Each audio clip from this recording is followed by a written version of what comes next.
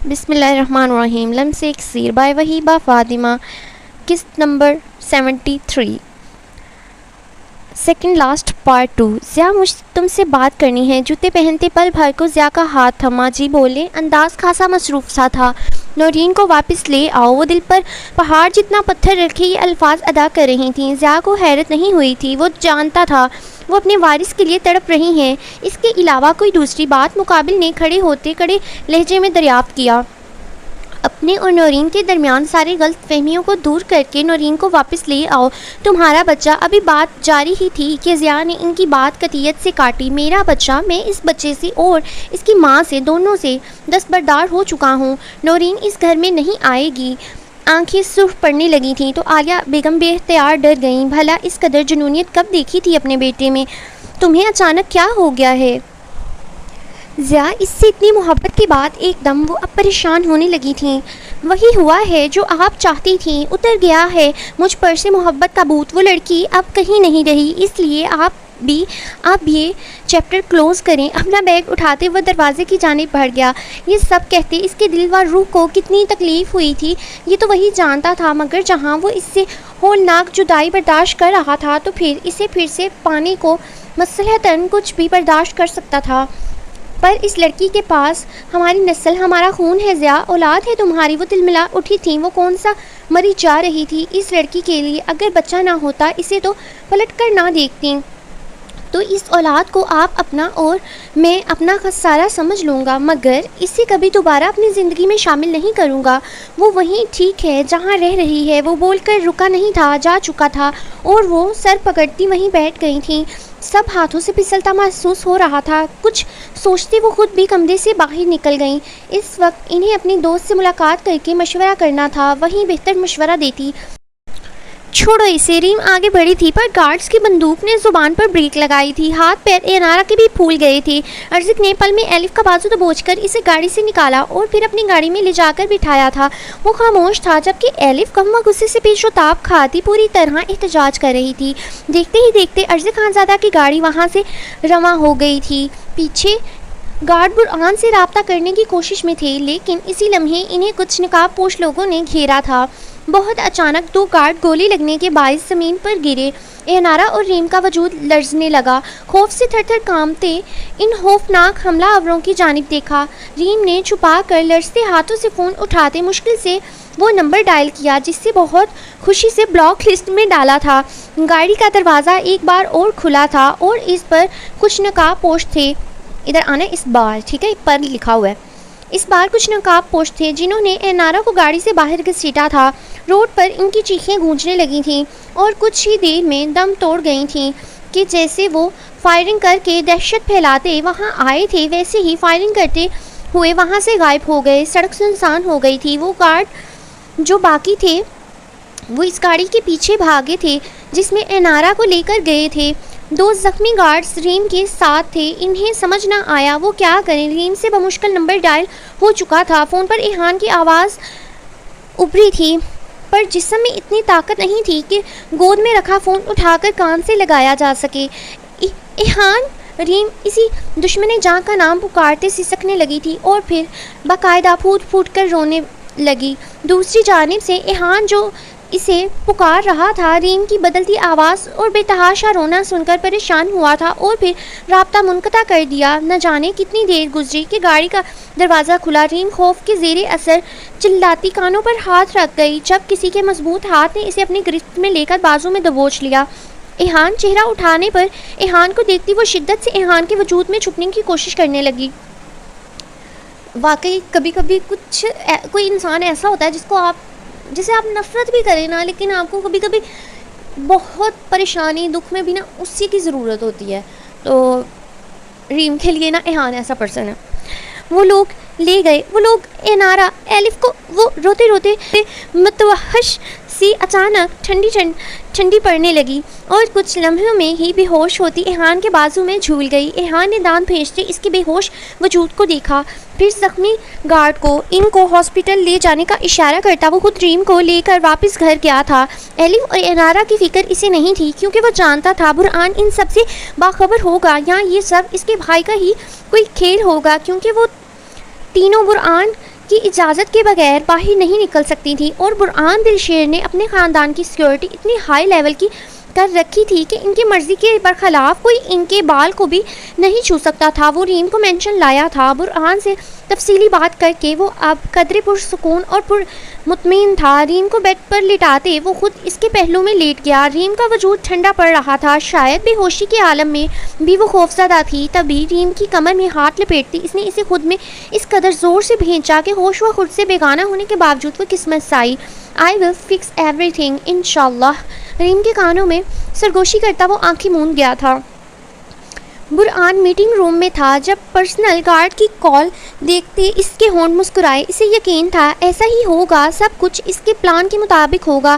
یہ اس کی طرف سے گیم کا فائنل راؤنڈ تھا۔ زاویار خان زادہ اس کی مسکراہٹ دیکھ کر خود بھی مسکرانے لگا۔ ابرار کا بیان ان کے پاس ریکارڈ تھا، یہ تو ابرار کے فرشتے بھی نہیں جان پائے تھے کیسے وہ برہان دلشیر اور زاویار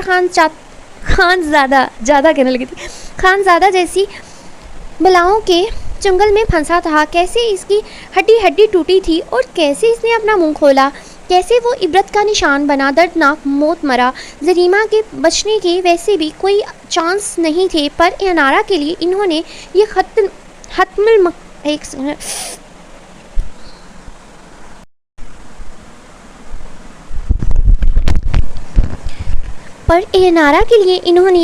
حتمی قدم اٹھایا تھا۔ وہ جانتا تھا کہ اگر انارا وہاں گئی تو زریمہ ضرور اس پر وہ راز کھولے گی جو اس کی خوشیوں کا سب سے بڑا کانٹا ہے، اس کے اور انارا کے بیچ کا سب سے بڑا شگاف ہے جو اسے پوری طرح انارا کا نہیں ہونے دیتا۔ اگر زریمہ نے وہ راز کھول دیے اور انارا نے اسے پھر بھی قبول کیا تو یقیناً وہ خوش نصیب مرد کہلانے والا تھا، پر دل شاید خوفزدہ بھی تھا کہ اگر انارا نے حقیقت جاننے کے بعد اسے دھتکار دیا، پھر انارا اس کی چلتی سانس کی ضامن بن گئی تھی تو اس کے دور جانے سے یقیناً وہ مر جاتا۔ میٹنگ برخاست کرنے کے بعد وہ ریوالونگ چیئر پر بیٹھا آنکھیں موند گیا۔ جس قدر وہ عورت خبیث ہے، تمہیں نہیں لگتا تم نے اس کی سازش کامیاب کر کے بہت بڑا رسک لیا ہے؟ سگریٹ سلگاتے زاویار نے دلچسپی سے پوچھا۔ فکر تو اسے بھی انارا کی تھی، آخر کو سسرالی رشتہ دار میں اس کی اکلوتی سالی ہی تھی جو اس وقت بڑی خطرناک تھی۔ تم سوچ بھی کیسے سکتے ہو کہ برہان دلشیر اپنی زندگی کو لے کر اتنا بڑا رسک لے سکتا ہے؟ اتنا کچا کھلاڑی تو میں کبھی نہیں رہا زاویار۔ برہان نے ماتھے پر بل ڈالے فون کو گھورتے جواب دیا۔ کیا تم ڈر رہے ہو؟ زاویار نے جانچنا چاہا۔ ہاں، یک حرفی جواب تھا۔ زاویار گہرا مسکرایا اور مسکراتے ہاتھ برہان کے ہاتھ کی پشت پر رکھا۔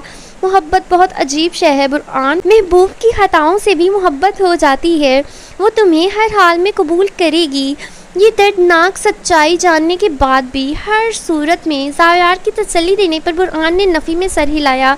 یہ شخص بہت جلد باز ہے یار، اس کے دانت تو میں ضرور توڑوں گا۔ آخر وقت آن پہنچا تھا، اسے اپنے آدمی کی جانب سے گرین سگنل ملا تو کرسی سے کھڑے ہوتے اپنا کوٹ اتارتے برہان نے زاویار کو باقی چلنے کا اشارہ کیا۔ کون جلد باز ہے؟ تمہارا بہنوئی، یہ کہتے زاویار نے زوردار کہا لگایا۔ تم اس کی بیوی، اس سے الگ اتنے دن چھپا کر رکھو گے تو مجبوراً اسے ایسا ہی کرنا پڑے گا۔ اب چھوڑ دو بیچارے کی جان اور اسے اس کی ناراض بیوی کو منا لینے دو۔ یار کیوں ہی رانجے کی سٹوری میں قیدو بنے بیٹھے ہو؟ زاویار کی بات پر برہان بے اختیار ہنسا۔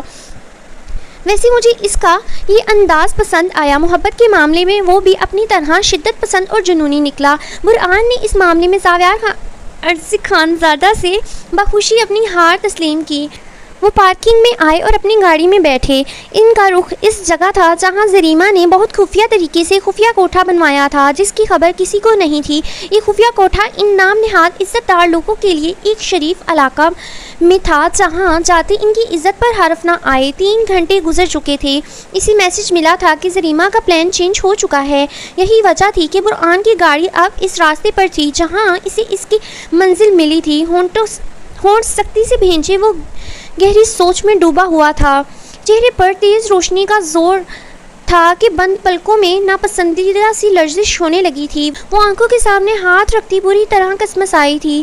حواس بیدار ہونے لگے تو چہرے پر نمی کا احساس ہوا۔ برہان آنکھیں نم وا کرتی غائب دھماکے سے اٹھی، چند لمحے ہوش میں آتے دماغ کو بیدار کیا۔ اس کے بعد جیسے ہر منظر واضح ہونے لگا۔ زریمہ، کمرے کا مکمل منظر پرانے کوٹھے کا نہیں تھا، کسی لگژری فلیٹ کا تھا۔ سامنے کرسی پر زریمہ بیٹھی تھی اور کمرے میں صرف ایک پلنگ تھا جس پر احنارہ بیٹھی تھی۔ میں نے بلا وجہ اپنی لڑکیوں کو مارا کہ تمہیں زیادہ ہیوی ڈوز دے دی، مگر تم تو جلد ہوش میں آ گئی۔ زریمہ نے مسکراتے ایک گہری نظر اس کے سراپے پر ڈالی۔ لڑکیوں کو نہیں، لڑکوں کو مارا ہونا ہے، ٹھیک ہے، میرے منہ سے لڑکیوں نکل گیا۔ ہاں، زریمہ نے مسکراتے ایک گہری نظر اس کے سراپے پر ڈالی۔ اینارا کے جسم پر موجود مہنگے کپڑے دیکھ کر دل میں حسد کے بل سے پڑنے لگی کہ بغیر اس کے جسم کی چاک کے کسی مرد نے اسے وہ کپڑے پہنائے تھے۔ کیوں، آخر کیوں؟ اینارا جو اب مکمل حواس میں تھی، خود کو زریمہ کے سامنے ایسے پا کر چہرے پر غیظ و غضب کے تاثرات چھائے۔ تم پاگل ہو زریمہ، تم نے یہ سب کیوں کیا؟ تم نے مجھے کڈنیپ کیوں کیا؟ اینارا ایک دم چیخی۔ زریمہ نے ناگواریت سے اس کا چلانا دیکھا۔ وہ جس اینارا کو جانتی تھی وہ تو چلانا جانتی ہی نہیں تھی، وہ تو بہت چھوئی موئی سی ڈرپوک سی لڑکی اس بار شیرنی کی شکل میں اس کے سامنے تھی، جو کہ اسے اس صورت میں قبول نہیں تھی۔ تمیز سے بات کرو اینارا۔ زریمہ نے کمرے میں داخل ہوتی ریشما کو دیکھا، جس کے ایک ہاتھ میں حقہ تھا اور دوسرے ہاتھ میں تازہ جوس کا گلاس۔ ریشما نے وہ حقہ زریمہ کے سامنے رکھا اور جوس کا گلاس اسے تھمایا، جسے وہ گھوٹ گھوٹ کر کے پینے لگی۔ ریشما نے اسے پراسرار نگاہوں سے دیکھا اور ایک کونے میں کھڑی ہو گئی۔ مجھے سمجھ نہیں آئی تمہارا مجھے یہاں ایسے لانے کا کیا مقصد ہے؟ مجھے ابھی واپس جانا ہے، برآن پریشان ہو جائیں گے۔ مجھے تم سے ایسی امید نہیں تھی، تم پاگل ہو۔ ویٹ بیڈ، ہاں، بیڈ سے اپنا دوپٹہ اٹھاتے اینارا نے غصے سے اسے اپنے اوپر پھیلایا تو اب کی مرتبہ ریشما نے بھی حیرت سے اسے دیکھا کہ جو لڑکی ایک لفظ مکمل منہ سے ادا نہیں کر سکتی تھی، اب اس کا انداز اس قدر پر اعتماد اور قابل دید تھا۔ نہ برآن سیٹ پریشان ہو رہا ہے اور نہ تم واپس جاؤ گی۔ اس نے جتنے دن کی تمہاری قیمت ادا کی تھی اتنے دن پورے ہو گئے ہیں۔ زریمہ کے الفاظ نہیں، چابک تھی۔ اینارا نے ناسمجھی سے اس کی جانب دیکھا جب زریمہ نے حقے سے زور کا کش کھینچا، پھر دھواں باہر چھوڑتے ہنسی۔ اس نے 2 ماہ کی 2 کروڑ قیمت دی تھی تمہاری، 2 ماہ سے زیادہ ہی رکھ لیا اپنے پاس۔ میں نے مزید پیسے مانگے تو ٹال مٹول کرنے لگا، اس لیے اٹھوانا پڑا۔ زریمہ کا عام سا لہجہ اینارا کی خاص سے دنیا میں آگ لگا چکا تھا۔ فلیٹ کی چھت اینارا کے سر پر گری تھی جیسے۔ بکواس بند کرو اپنی، میں طوائف نہیں ہوں جو کوئی میری قیمت ادا کرے گا۔ کچھ لمحے بعد خود کو سنبھالتے اینارا یکدم بولی تھی۔ زریمہ نے مسکراتے چند مزید گہرے سانس کھینچے، پھر کھڑی ہوتی اینارا کے مقابل آئی۔ وہ صحت اور قد دونوں میں اینارا سے بڑی تھی۔ اینارا نے بے اختیار قدم پیچھے لیے، جانے کیوں اسے زریمہ کا چہرہ انتہائی مکروہ لگنے لگا تھا، جیسے ہر پردہ اچانک چاک ہونے لگا۔ اسے زریمہ سے خوف محسوس ہوا، لگا جیسے زندگی نے بہت بڑا انکشاف کیا ہے اس پر۔ وہ اب تک جیسے جو سمجھ رہی تھی وہ ویسا ہرگز نہیں تھا، خاص کر اس کے سامنے کھڑی یہ غلیظ عورت۔ دل شدت سے دعا گو تھا کہ وہ اسے پہلے کی طرح گلے لگا لے یا کہہ دے مذاق کر رہی ہے۔ بچپن سے جیسے اتنا مان دیا اس نے کوئی گھنونا مذاق کیا تو برداشت سے باہر ہوگا۔ تمہاری سو کالڈ ہسبینڈ نے تمہاری قیمت ادا کرتے تمہیں طوائف کا ٹیگ خود دیا ہے، اس لیے یہ فضول کا ڈھونگ کرنا بند کرو۔ بیبی لکھا ہوا ہے لیکن میں نے اس کو بیبی بنا دیا، ٹھیک ہے۔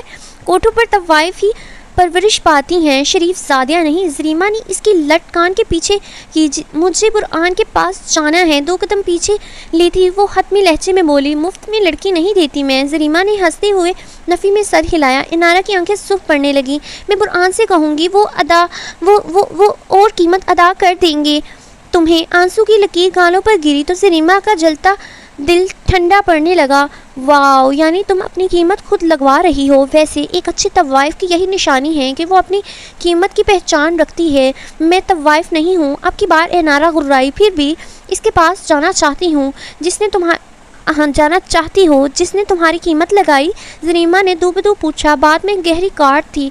نہیں، اس کے پاس سے دور جانا چاہتی ہوں جس نے مجھے بیچا۔ اینارا کے جواب پر زریمہ کہکا لگا کر ہنسی۔ اچھا، پھر اس کے پاس جانا چاہو گی جس نے تمہارا بچپن لڑکپن کھا لیا، جس درندے کی وحشت نے تمہیں ذہنی مریض بنا دیا تھا۔ زریمہ کے سوال پر وہ اسے ناسمجھی سے دیکھنے لگا۔ ادھر لگی آنا ہے, ٹھیک ہے, لگا ہی لکھا ہوا ہے, میں نے لگا ہی پڑھ دیا. دیکھنے لگی, تمہارا جسم, تمہارا روپ بہت حسین ہے انارا, تمہیں اس کی قیمت کا اندازہ نہیں ہے, پر میں تمہیں ضائع نہیں کروں گی. تم واپس پرآن دل شیر کے پاس نہیں جاؤ گی, کسی کی مفت میں رکھیل بننے کی ضرورت نہیں ہے. ویسے تمہاری قیمت آسمان چھوئے گی. سچ بتاؤں ابھی تک ان ٹچ ہو. جملہ مکمل ہونے سے پہلے انارا کا نازک ہاتھ زریمہ کا گال لال کر چکا تھا. بکواس بند کرو اپنی, گھٹیا انسان. عورت ہیں, انسان بھی لکھا اور عورت بھی, گھٹیا عورت آنا ہے, انسان ایکسٹرا, ٹھیک ہے, گھٹیا عورت. انارا حلق کے بل چیخی. یہ زریمہ وہ تو نہیں تھی جسے وہ بہن کہتی تھی, یہ تو عورت کی بھیس میں کوئی درندہ یا ڈائن تھی. زریمہ نے مٹھی بینچی, پھر مسکرا کر انارا کو دیکھا اور پھر اگلے ہی لمحے ایک زوردار تماچا انارا کی گال پر مارا. تھپڑ اس قدر شدید تھا کہ انارا کی آنکھوں کے آگے زمین آسمان گھوم گیا اور ہونٹ پھٹتے منہ میں خون کا ذائقہ گھلنا محسوس ہونے لگا. چونٹی جتنی اوقات ہے تیری, اتنی مجال کہ زریمہ پر ہاتھ اٹھائے تو زریمہ کا مال ہے, سمجھی, جس کا دل چاہے گا اسے بیچوں گی. زریمہ نے مزید ایک تھپڑ مارنا چاہا جب ریشمہ ان دونوں کے درمیان میں حائل ہوئی. پاگل ہو گئی ہے, چہرہ خراب ہو جائے گا. بیچ سے ہٹ ریشمہ, اگر اپنی خیر چاہتی ہے, چنگھاڑ کر کہتی ریشمہ کو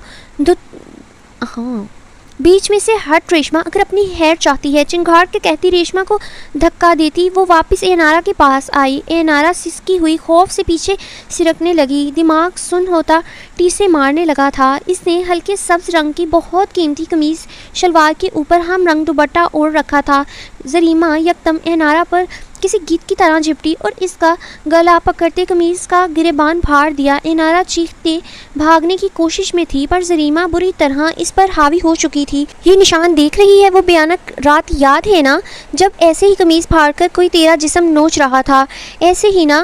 زریمہ کا وحشی انداز دیکھ انارا پر ایک بار پھر وہی کیفیت طاری ہونے لگی تھی جو برسوں سے تھی. خوف و دہشت سے اس کے گلے میں پھندا سا لگنے لگا تھا. سالوں وہ اس خوف کے زیر اثر رہی تھی. اس کی زندگی اس واقعے نے جہنم بنا دی تھی, پر برآن کی قربت میں ہر درد ناک لمحہ گویا بھول سا گیا تھا. وہ تو ہر درد بھول گئی تھی.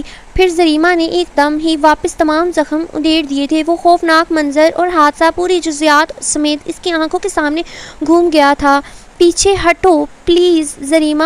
انارا اب ہچکیوں سے رونے لگی تو زریمہ مسکرائی. یہ لڑکھڑاتا خوفزدہ لہجہ ہی تو وہ سننا چاہتی تھی. یاد ہے وہ وقت اندھیرے کمرے میں ایک بھیڑیے نے تمہیں ایسے نوچ رکھا تھا اور تم چیخ رہی تھی. اس نے بالکل ایسے ہی تمہیں قمیض خاک چاک آنا ہے, ٹھیک ہے, اس نے بالکل ایسے ہی تمہاری قمیض چاک کی تھی اور تمہارے جسم کو نوچنے لگا. بالکل ایسے ہی انتہائی شفافیت سے انارا کے پہلو کو اپنے ناخنوں سے بری طرح نوچتی زریمہ اس کے کانوں میں زہر اگلنے لگی. انارا تیزی سے دور زریمہ اس کے کان میں زہر اگلنے لگی. انارا تیزی سے درد سے پلپلاتی نفی میں سر ہلانے لگی. ریشمہ سے مزید نہ دیکھا گیا تو وہ کمرے سے باہر نکل گئی. رکو پلیز, چھوڑ دو, اللہ کے لیے پیچھے ہٹ جاؤ, چھوڑ دو مجھے. اپنے سینے پر بازو کراس کی شکل میں لپیٹتے خوف سے آنکھیں بھینچے انارا بلک بلک کر رونے لگی تو زریمہ مزید اس کے کان کے قریب جھکی. جانتی ہو اس رات جو درندہ تمہیں نوچنے کی کوشش میں تھا اور تم اس سے اسی طرح پناہ مانگ رہی تھی, پر وہ نہیں رک رہا تھا, اور پھر میں نہ آتی تو وہ تمہیں ریزہ ریزہ کر چکا ہوتا, تمہارے وجود کی دھچیاں اڑا کر تمہاری عزت تار تار کر گیا ہوتا. جانتی ہو اس درندے کا نام کیا ہے؟ اس درندے کا نام برآن دل شیر ہے. زریمہ نے اپنا آخری داؤ کھیل دیا تھا. انارا کا وجود جو اپنا آپ چھپانے کی جستجو میں تھا وہ پتھر ہو چکا تھا. وہ ساکت پلنگ پر لیٹی رہ گئی تھی. ہلنے کی ہمت جسم میں باقی نہیں تھی. وہ بے یقینی سے زریمہ کو دیکھ رہی تھی. سچ کہہ رہی ہوں, ثبوت ہے میرے پاس. آخر میں نے ہی تو دھوکے سے شراب پلا کر اسے تمہارے پاس بھیجا تھا. کوٹھی کا پہلا شریف خریدار تھا جو شراب کو منہ نہیں لگاتا تھا.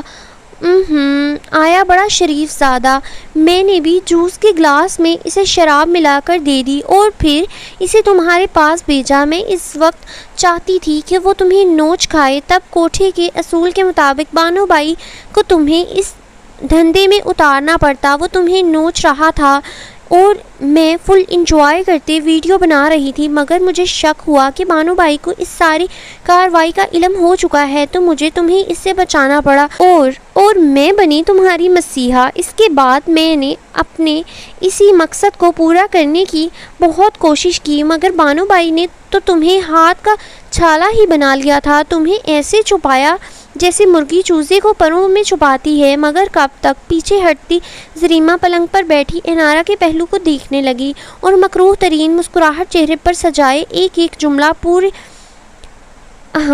جملہ یوں بیان کر رہی تھی جیسے ماضی کی فلم اس کی آنکھوں کے سامنے گھوم رہی ہو۔ انارا کے پہلو سے ٹیسیں اٹھ رہی تھیں، جہاں 4-5 جگہ سے نوچ جانے کی وجہ سے خراشوں سے خون نکلنے لگا تھا۔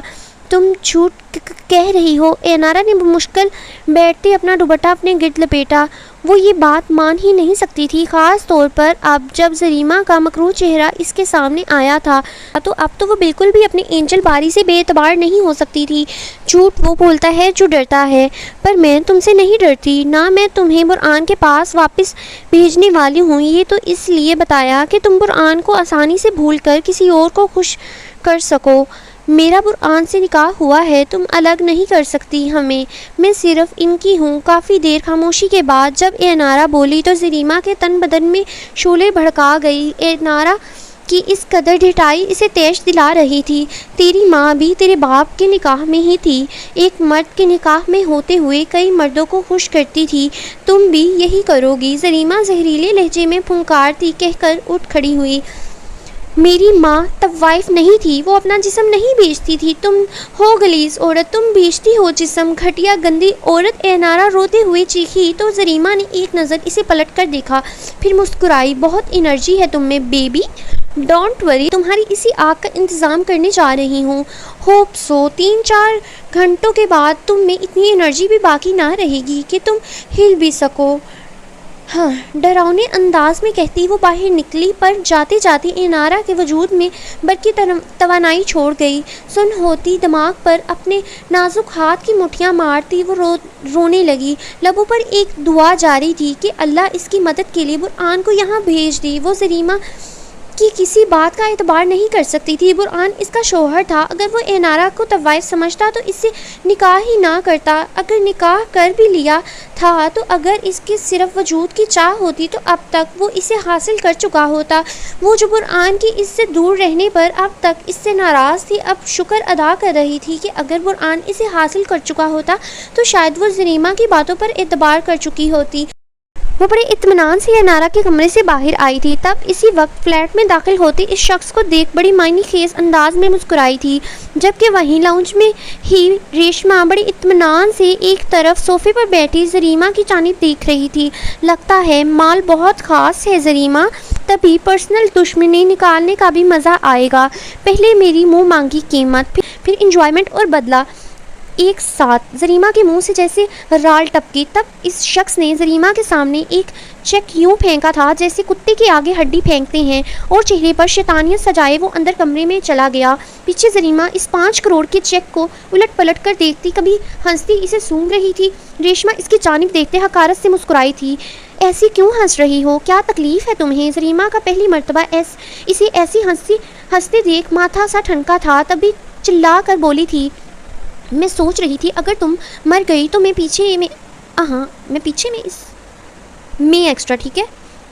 پیچھے سے اس چیک کا کیا کروں گی؟ میرے یہ کام کا نہیں ہوگا تو میں اس کا ہار بنا کر تمہارے گلے میں ہی پہنا کر تمہارے ساتھ ہی اسے قبر میں اتار دوں گی۔ ریشما نے اس کے لمحہ بلمحہ نیلے پڑتے ہونٹوں کو دیکھ کر اطمینان سے کہا تھا۔ کیا بک رہی ہو؟ پاگل تو نہیں ہو گئی ہو؟ زریمہ چلائی تھی اور ریشما کو مارنے کے لیے اس کی جانب لپکی، مگر اسی لمحے تیورا کر زمین پر گری تھی۔ زریمہ کی آنکھیں رگوں میں اٹھتے درد کے باعث پھٹ پڑی تھیں کہ اسے یوں لگ رہا تھا جیسے اس کی رگیں کوئی رسی کی مانند ایک سرے سے دوسرے سرے تک کھینچ رہا ہے۔ اس کے گلے میں پھندا لگا تو ٹی بی کے مریض کی طرح کھانستے اس نے اپنا گلا پکڑا تھا، مگر ریشما اس کی حالت دیکھتی اب کہکہ لگا کر ہنس رہی تھی۔ اے حرام خور، کیا کیا؟ رونے میرے ادھر آنا، تو نے لکھا ہوا ہے رونے۔ یار پچھلا ایپیسوڈ بھی میں نے بہت مشکل پڑھا تھا، یہ بھی اب بس رو دو کے پڑھ رہی ہوں میں۔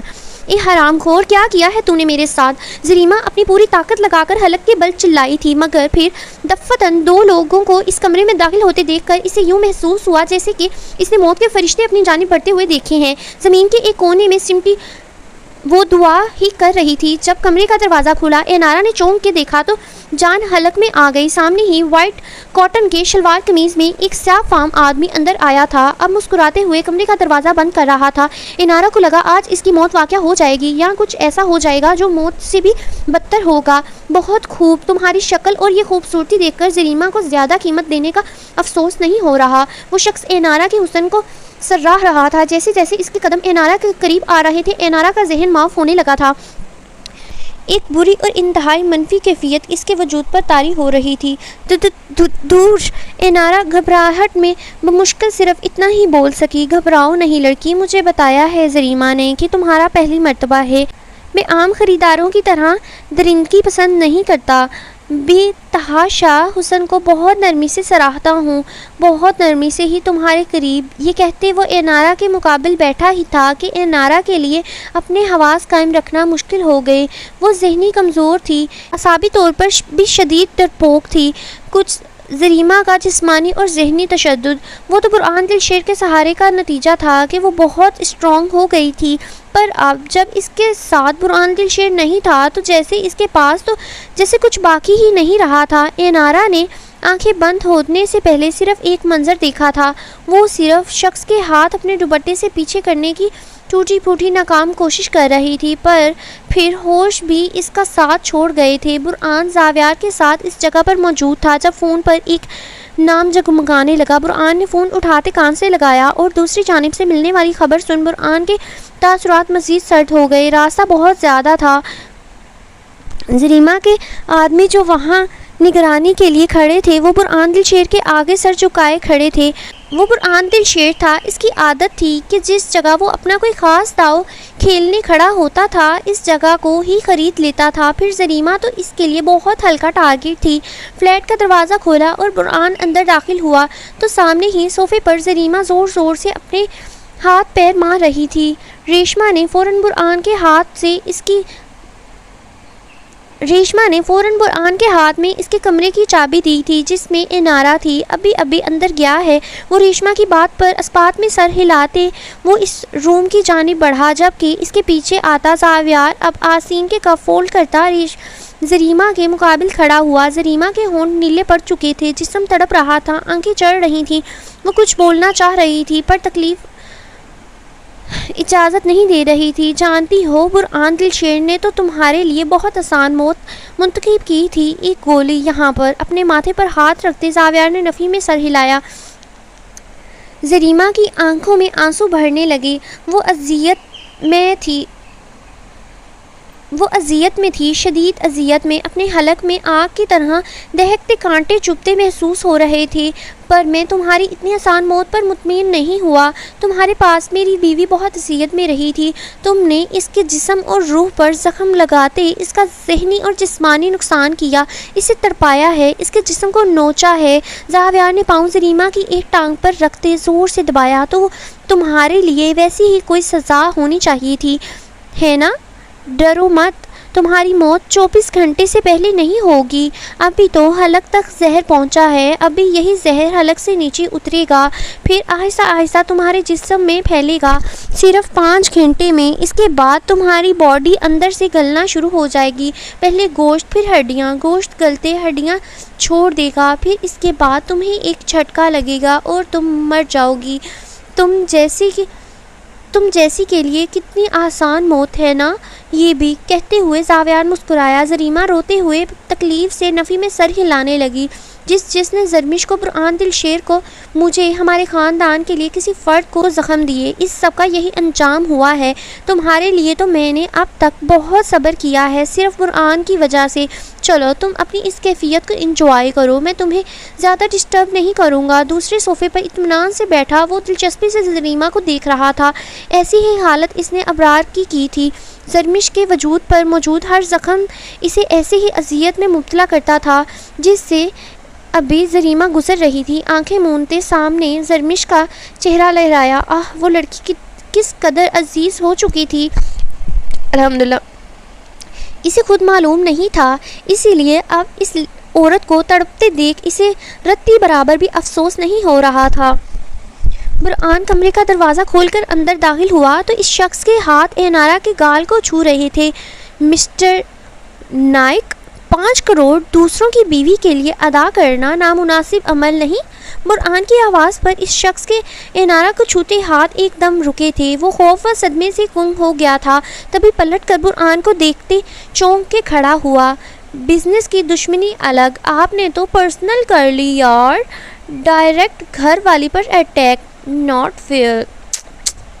برآن نے کمر کے پیچھے سے پسٹل نکال کر اس کو دیکھا تو اس کا حلق سوکھ گیا۔ مجھے نہیں معلوم تھا یہ تمہاری بیوی ہے، سچ میں مرنے سے پہلے سچ بول لیتے تو شاید کچھ کمی ہو جاتی گناہ میں۔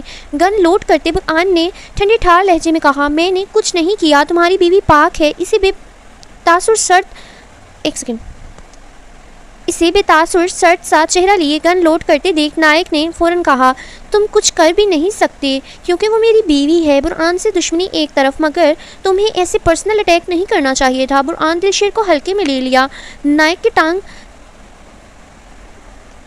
ٹانگیں کانپنے لگی تھیں۔ نائک جو کسی وقت میں برآن کا پروجیکٹ پارٹنر رہا تھا، چھوٹے سے فراڈ کی وجہ سے برآن نے پروجیکٹ کینسل کیا تو اس کا دیوالیہ نکل گیا۔ کتنے سالوں سے برآن دلشیر کو برباد کرنے کی کوشش میں آج موقع ملا تھا۔ میں تم سے مزید بات کرنے میں دلچسپی نہیں رکھتا، جلدی سے کلمہ پڑھو اور خوشی سے گولی کھا لو۔ برآن اتنی دلچسپی سے حکم صادر کر رہا تھا گویا بچے سے کہہ رہا ہو، اللہ کا نام لو اور کھانا کھاؤ۔ برآن میری بات، ابھی نائک نے اتنا ہی کہا تھا جب گولی ماتھے کے درمیان سے آر پار ہوتی اس کا قصہ تمام کر گئی۔ گن واپس کمر کے پیچھے ہولڈر میں لگاتے وہ انارا کے قریب گیا۔ نائک کے مردہ وجود کو ایک زوردار ٹھوکر رسید کردہ وہ انارا کے قریب پنجوں کے بل بیٹھا، بے اختیار اس کے نشان زدہ گال پر اپنی انگلی کی پشت سہلائی۔ اس کی روئی سے گال پر روئی والا روئی ہے وہ جو کاٹن، ٹھیک ہے، اس کی روئی سے گال پر گہری انگلیوں کے نشان واضح تھے۔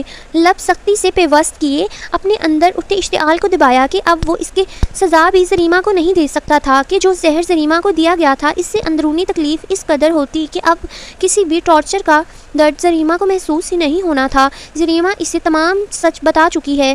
اپنے پیچھے سے ریشمہ کی آواز پر برآن کا اس مومی سی گڑیا کا گال سہلاتا ہاتھ پل بھر کو رکا۔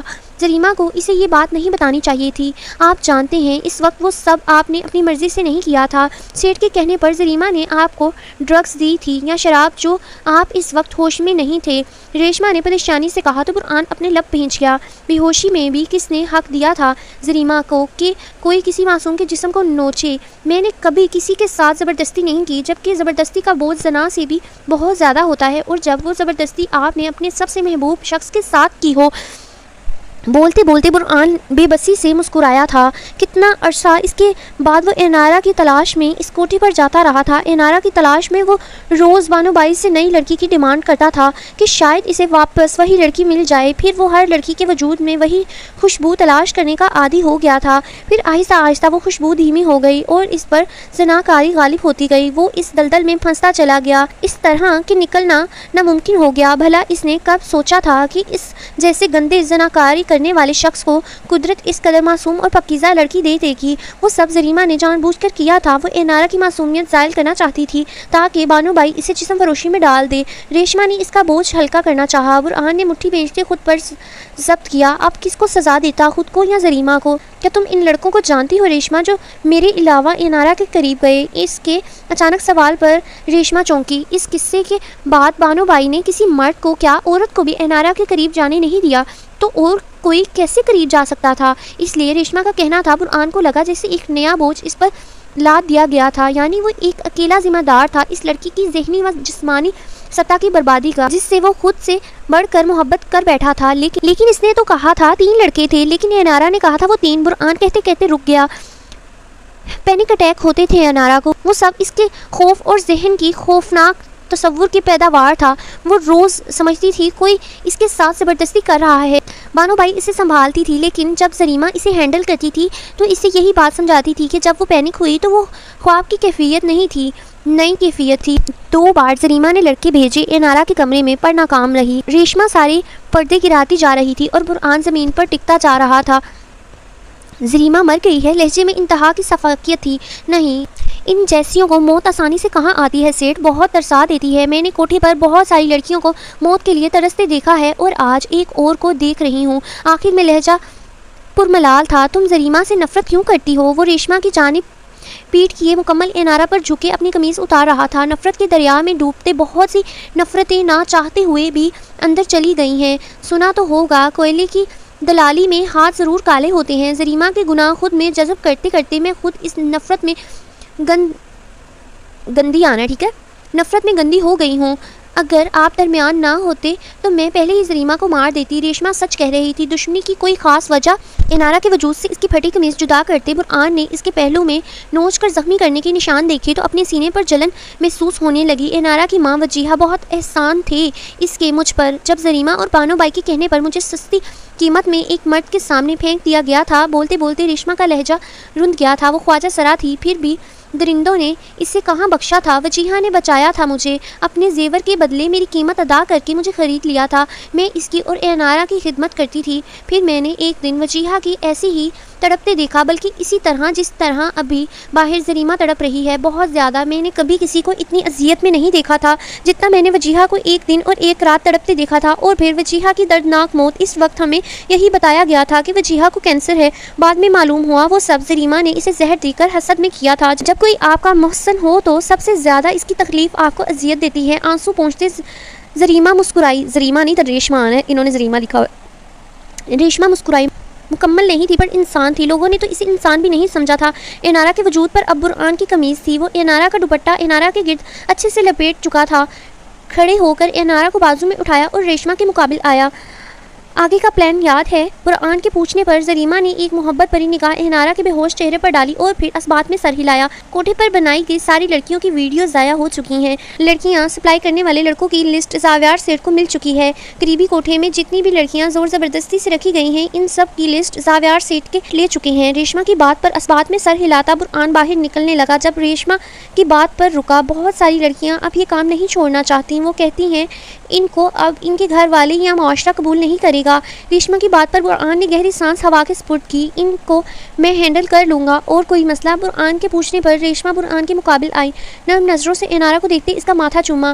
وجیہہ کی دونوں بچیاں معصوم ہیں، پاک ہیں۔ ان میں سے ایک کا آج دل اور یقین ٹوٹا ہے، سنبھال لینا، وہ فکر مندی سے کہہ رہی تھی۔ وجیہہ کی دوسری بیٹی میرے نکاح میں ہے اور پہلی برآن کے، اور ہم دونوں ہی فل پروف جورو کے غلام ہیں۔ ریشما تم فکر مت کرو، تم وہ کام پر توجہ دو جو تمہیں فوراً کرنا ہے۔ پیچھے سے زاویار کی آواز پر ریشما مسکرانے لگی۔ برآن اور زاویار وہاں سے جو ہی باہر نکلے، کچھ نقاب پوش گارڈز نائک کی ڈیڈ باڈی لے جانے لگی۔ فلیٹ خالی ہو چکا تھا۔ صوفے پر زریمہ درد سے تڑپ رہی تھی، حلق سے آواز بند تھی اور آنسو گالوں پر رواں تھے۔ ریشما اس کے سامنے بیٹھی اس کے نیلے ہونٹوں کو دیکھنے لگی۔ یہ راستہ تو نے ہی دکھایا ہے مجھے ریشما۔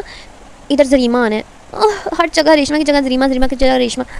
ویسے ایک راز کی بات بتاؤں، اب تمہاری جگہ میری سلطنت ہوگی، ایسی سلطنت جس میں ظلم و ستم نہیں ہوگا، جو ہوگا سب ریشما کا ہوگا۔ ریشما سرشاری سے ہنسنے لگی تو زریمہ کی آنکھوں سے سرخ پانی نکلنے لگا۔ میں جا رہی ہوں، مجھے باقی کام سنبھالنے ہیں، فکر مت کرو، کل اس وقت تک تمہاری اذیت ختم ہو جائے گی اور میں تمہارے ناپاک وجود کو اٹھا کر کفن دفن تو کروا ہی دوں گی۔ ریشما کہتے ہوئے فلیٹ سے باہر نکلنے لگی۔ جب زریمہ نے ریشما کا پیر پکڑ لیا، زریمہ کے ہاتھ بھی اب نیلے پڑنے لگے تھے۔ تیری طرح شفاق نہیں ہوں، ورنہ تجھے مرتے ہوئے دیکھ کر جاتی، پر ہی صحیح بچی سمجھا تھا تجھے، پر پہلے سے ہی بچی سمجھا تھا تجھے۔ زریمہ کا ہاتھ جھٹکتے وہ باہر نکل گئی۔ زریمہ اپنی آنکھیں زور سے میچ گئی، وہ موت کی دعا شدت سے کر رہی تھی۔ یہ اذیت برداشت سے باہر تھی۔ سالوں پہلے ہی زہر اس نے وجیہہ کو دیا تھا اور وہ بہت مطمئن تھی۔ نہیں معلوم تھا اپنا کیا یوں واپس ہو کر بالکل ایسے ہی ملے گا، کیونکہ وجیہہ کے پاس جا کر اس نے بھی یہی جملہ کہا تھا جو جاتے جاتے ریشما کہہ کر گئی تھی۔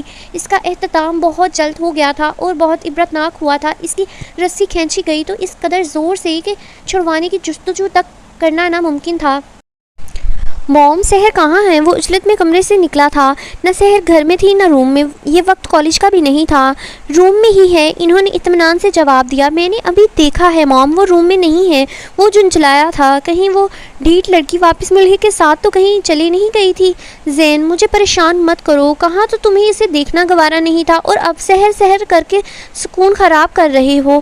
وہ اسے احساس دلانے کو مصنوعی جھنجھلا گئیں۔ زین نے خجالت محسوس کرتے ایک نظر انہیں دیکھا، پھر کمرے میں چلا گیا۔ موبائل بیڈ پر اچھالتے اپنی گھڑی کو اتارا۔ غصہ سوانیزی پر تھا۔ ابھی وہ واش روم جانے کے لیے ایک قدم آگے بڑھا ہی تھا جب زمین پر پڑے تکیے سے ٹکرا کر اوندھے منہ اسی تکیے پر گرا۔ آہ! کمبل میں لپٹی اس تکیے سے ایک زنانہ آواز نمودار ہوئی تو وہ چونک کر سیدھا ہوا۔ کمبل کھینچا تو سحر گٹھری بنی اپنا بازو سہلا رہی تھی۔ بلڈوزر ہیں کیا؟ اس نے اٹھ کر بیٹھتے غصے سے کہا۔ تم زمین پر کیا کر رہی تھی؟ زین نے ماتھے پر بل ڈالے پوچھا۔ سو رہی تھی، جواب ٹکا سا آیا۔ یہ بیڈ پھر برتن دھونے کے لیے رکھا ہے کیا؟ زین کے ماتھے پر بل پڑا۔ نہیں، بھالو کے سونے کے لیے، بول کر وہ واپس لیٹنے لگی جب زین نے بازو سے کھینچ کر اسے مقابل کیا۔ بھالو کس کو بولا؟ زین نے دلچسپی سے سحر کی کمر میں ہاتھ لپیٹا تو سحر سانس روک گئی، پھٹی آنکھوں سے زین کو دیکھا اور چہرے کی رنگت بدلنے لگی۔ زین چھوڑیں، وہ بہت شرمیلے انداز میں اس کا نام لے رہی تھی۔ زین یکدم اسے جانچتی نظروں سے دیکھنے لگا۔ وہ زین سے شرما رہی تھی، اس کے وجود میں لرزش تھی۔ ایسا پہلے تو کبھی نہیں ہوا تھا، پھر اب کیوں ہو رہا تھا؟ وہ پہلے اس کے اور بھی قریب آیا تھا، اسے کس بھی کی تھی، لیکن وہ تو اس پر بھی نہیں شرمائی تھی۔ پھر یہ اچانک تبدیلی کیا ہوا؟ میری طرف دیکھو، زین نے اس کی تھوڑی اوپر کرتے جانچنا چاہا، پر سحر کا سر مزید نیچے جھک گیا۔ کالج میں بتایا ہے تمہاری شادی ہوئی ہے؟ زین کے اچانک سوال پر سحر نے اس بات میں سر ہلایا۔ کس کو بتایا ہے؟ سحر کے بالوں میں ہاتھ پھیرتے وہ اب بہت کچھ سوچ رہا تھا۔ دوست کو، سحر نے مسکرا کر جواب دیا۔ اس نے اٹھنا چاہا پر زین نے پکڑ مضبوط کر لی۔ 2 دن میں دوست بھی بن گئی۔ زین نے آہستگی سے لب سحر کے گال پر رکھے تو سحر کا چہرہ سرخ اناری ہو گیا، دل حلق میں دھڑکنے لگا۔ زین پلیز پیچھے ہٹیں، سحر بری طرح مچلی۔ زین چہرہ پیچھے کیے اسے دیکھنے لگا۔ 2 دن میں سحر کے اندر یہ تبدیلی اسے پسند نہیں آئی تھی، ماحول کا گہرا اثر ہوا تھا۔ وہ معصوم نہ سمجھ لڑکی اس کے اور اپنے درمیان کا رشتہ محض 2 دن میں سمجھ گئی تھی، جب بھی شرما رہی تھی۔ تمہاری دوست نے تم سے ہمارے رشتے کے متعلق کیا کہا ہے؟ زین نے بظاہر عام سے لہجے میں پوچھا۔ کچھ بھی نہیں، سحر فوراً گھبرائی۔ فریش ہو جاؤ، آج تمہیں باہر گھمانے لے کر چلوں گا۔ وہ سحر کو چھوڑ چکا تھا۔ سحر ہاں میں سر ہلاتی واش روم میں بند ہو گئی۔ سمجھ نہیں آیا وہ اس کے اندر اس تبدیلی پر خوش ہو یا غصہ۔ یہ ایک طرح سے اچھا تھا، لیکن محض 2 دن، یعنی کالج کا ماحول ٹھیک نہیں تھا۔ وہ سحر کی بے تحاشا معصومیت پر پریشان ہوا تھا۔ وہ کمفرٹر بیڈ پر پھینکتا کمرے سے باہر نکل گیا۔ مام ڈیڈ کہاں ہیں؟ عابدہ بیگم ابھی تک وہیں بیٹھی تھیں، شاید کوئی کتاب پڑھنے میں مصروف تھیں۔ اشارے سے اوپر کی جانب انگلی کی، ان کا اشارہ اسٹڈی روم کی طرف تھا۔ زین سیڑھیاں پھلانگتا اوپر چلا گیا، اسٹڈی روم پر دستک دیتے اندر داخل ہوا۔ الیاس صاحب بک شیلف کے سامنے کھڑے تھے۔ اب کیا مسئلہ ہو گیا ہے؟ برخودار لہجہ طنزیہ تھا۔ میں سحر کے ساتھ اپنی شادی شدہ زندگی باقاعدہ شروع کرنا چاہتا ہوں، اس لیے آپ ریسیپشن دیں گے یا کچھ اور پلان ہے؟ زین کی بات پر وہ مسکراہٹ دبانے لگے۔ خیال آ گیا بیوی کا۔ الیاس صاحب کی طرف سے ایک اور طنز آیا۔ بیوی کا بھی آ گیا اور بیوی کی بے تحاشا جائیداد کا بھی۔ ڈیڈ میں چاہتا ہوں آپ سحر کی پراپرٹی میرے نام کر دیں، وہ راضی ہو تو؟ زین پرسکون سا کاؤچ پر بیٹھ چکا تھا، جبکہ اس کی پراپرٹی والی بات پر الیاس صاحب کو جھٹکا لگا تھا۔ کیا مطلب ہے؟ تم سحر کو پراپرٹی کے لیے قبول کر رہے ہو؟ ان کے لہجے میں اشتیاق تھا۔ ڈونٹ وری ڈیڈ، جب تک پراپرٹی نام نہیں ہوتی میں سحر کے ساتھ ازدواجی تعلق کا ڈرامہ کر لوں گا۔ پھر میں نے سحر کے لیے ایک بہت اچھا لڑکا ڈھونڈا ہے جسے کوئی لالچ نہیں ہے، وہ بہت رچ فیملی سے ہے اور سحر کو خوش الیاس صاحب کا جواب دے گیا تھا۔ ایک زوردار تھپڑ زین کے چہرے پر مارتے وہ اگلے ہی لمحے گربان سے پکڑتے اسے کھینچتے اپنے مقابل کھڑا کرتے چیخے، بے غیرت انسان، میرے بیٹے ہو کر تم اتنے بے غیرت کیسے ہو سکتے ہو؟ الیاس صاحب کی دہاڑ غصے و اشتعال سے بھری تھی۔ زین نے سرخ نظر ضبط سے جھکا دی، پھر دھیما سا مسکرایا۔ میں نے ایسی کون سی غلط بات کر دی ڈیڈ؟ وہی کی ہے جو کہ سحر کے متعلق آپ نے مجھ سے کہی تھی۔ زین کی ڈھٹائی ان کا غصہ مزید بڑھا گئی تھی۔ الیاس صاحب کی چیخنے کی آواز پر عابدہ بیگم اور سحر ڈر کر اسٹڈی روم میں آئیں۔ اگر تم نے ایک بار مزید بکواس کی تو مجھ سے برا کوئی نہیں ہوگا۔ سمجھ نہیں آ رہا میری تربیت میں کیا کمی رہ گئی؟ افسوس، صد افسوس۔ وہ افسوس سے گرائے۔ میں نے ایسی کون سی بات کر دی ڈیڈ؟ آپ سحر کے لیے لڑکا ڈھونڈ رہے تھے نا، تو میں نے آپ سے بہتر ڈھونڈ لیا، اسے سنبھال بھی لے گا اور امیر بھی ہے۔ آپ بس اپنا وعدہ پورا کریں۔ زین، عابدہ بیگم بھی یقینی کی کیفیت میں بولی۔ وہ تو خوش تھیں کہ زین نے سحر کو قبول کر لیا، وہ اپنی بیوی سمجھ رہا ہے اسے، لیکن اب جو وہ سن رہی تھیں وہ واقعی تکلیف دہ تھا۔ لیکن زین کی نظر تو عابدہ بیگم کے پیچھے کھڑی سحر پر آ ٹھہری تھی۔ وہ سن کھڑی زین کو دیکھ رہی تھی، پر نظریں جھکاتے کمرے سے نکل گئی تھی۔ اس کی نظروں میں کوئی شکایت نہیں تھی، صرف اداسی تھی، بے تحاشا اداسی۔ 2 دن سے اس کی برین واشنگ عابدہ بیگم ہی تو کر رہی تھیں، اسے زین اور اس کے درمیان رشتہ سمجھا رہی تھیں، اسے بتا رہی تھیں کہ زین اسے پسند کرنے لگا ہے، محبت کرنے لگا ہے، تو وہ بھی اسے سمجھے۔ ننھا سا دل جو پہلی بار دھڑکا ہی اپنے شوہر کے لیے تھا، لیکن پھر جلد باغی ہو گیا تھا۔ اب واپس زور و شور سے زین سے دوستی کے لیے اکسا رہا تھا۔ وہ معصوم ضرور تھی پر جوان ہو چکی تھی۔ احساسات لمحوں میں تبدیل ہو رہے تھے، جس سے زین نے ایک لمحے میں خاک کا ڈھیر کر دیا تھا۔ موم آپ جاری ہے۔